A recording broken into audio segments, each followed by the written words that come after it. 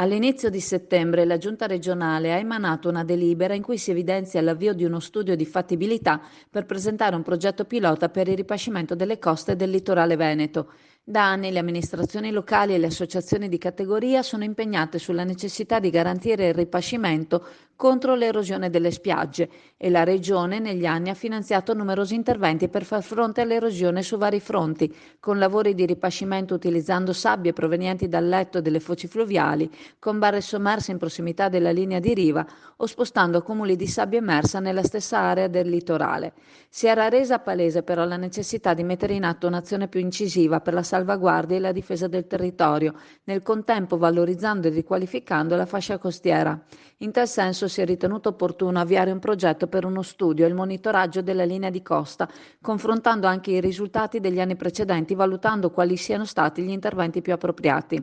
Il tratto di litorale che è stato interessato dal progetto va dalla foce del Tagliamento alla foce del Po di Goro e gli enti interessati sono stati la sezione difesa del suolo, la sezione del bacino idrografico Adige-Po sezione di Rovigo e la sezione bacino idrografico litorale veneto con il supporto tecnico-scientifico delle autorità di bacino dell'Alto Adriatico e con la collaborazione tecnico-scientifica dell'Università di Padova, Dipartimento di Ingegneria Civile ed Ambientale.